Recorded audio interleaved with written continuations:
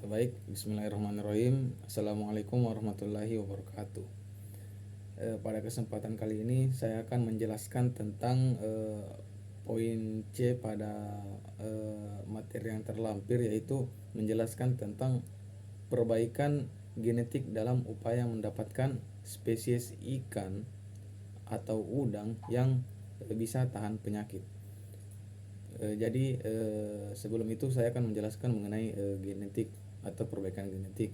Jadi perbaikan genetik merupakan salah satu cara yang dilakukan untuk bagaimana kita bisa meningkatkan kualitas dan ketahanan ikan atau udang terhadap berbagai penyakit. Jadi metode ini sangat penting untuk mendukung keberlanjutan industri perikanan, khususnya aquaculture. Nah, jadi di sini saya akan menjelaskan ada beberapa metode yang dapat digunakan dalam perbaikan genetik, antara lain yaitu yang pertama adalah seleksi breeding. Jadi seleksi breeding ini adalah cara yang paling mudah atau yang paling sering dilakukan, karena ini adalah metode tradisional di mana ikan atau udang yang memiliki sifat tahan penyakit dipilih lalu dikawinkan. Kemudian anak-anak atau F1 dari hasil perkawinan ini diharapkan dapat mewarisi sifat tahan penyakit atau resisten dari induknya. Proses ini dilakukan secara bertahap dan tentunya memerlukan waktu yang cukup lama. Terus metode yang kedua yaitu marker assist selection atau MAS. Dalam metode ini penanda genetik digunakan untuk mengidentifikasi ikan atau udang yang membawa gen tahan penyakit.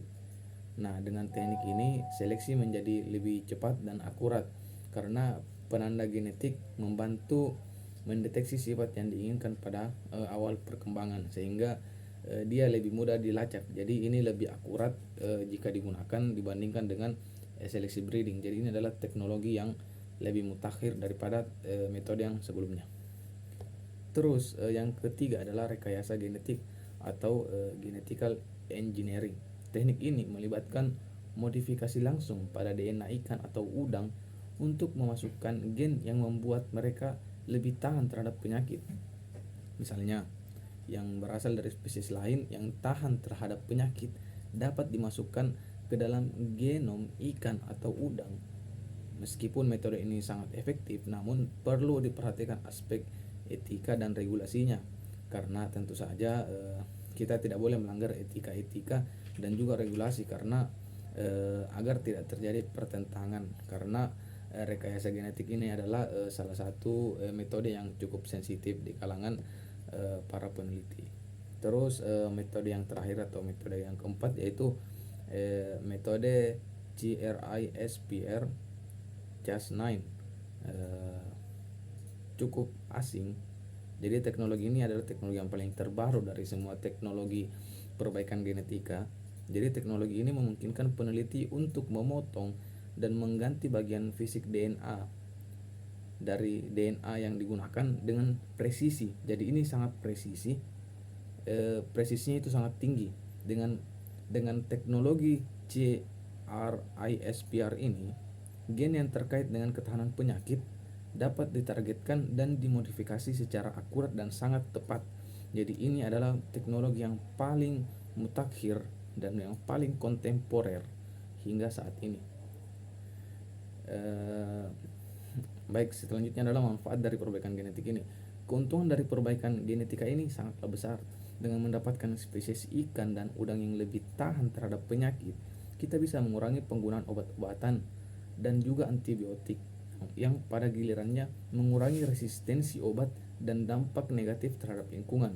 Dan tentunya juga dengan tidak menggunakan obat-obatan dan juga antibiotik bisa menekan biaya produksi, karena kita tahu bahwa aquaculture itu bagaimana kita bisa menekan biaya produksi dan juga meningkatkan keuntungan. Nah, dengan ini kita bisa meningkatkan keuntungan dan juga menekan biaya produksi. Namun penting juga untuk memperhatikan bahwa semua metode ini harus dilakukan dengan penuh tanggung jawab. Penelitian yang mendalam dan uji coba yang komprehensif perlu dilakukan untuk memastikan bahwa tidak ada efek samping yang merugikan bagi lingkungan maupun kesehatan manusia yang mengkonsumsi ikan yang telah kita lakukan modifikasi genetik. Jadi demikian penjelasan singkat saya tentang perbaikan genetik untuk mendapatkan spesies udang atau ikan yang tahan terhadap penyakit. Semoga bermanfaat dan dapat menambah wawasan kita semua. Terima kasih.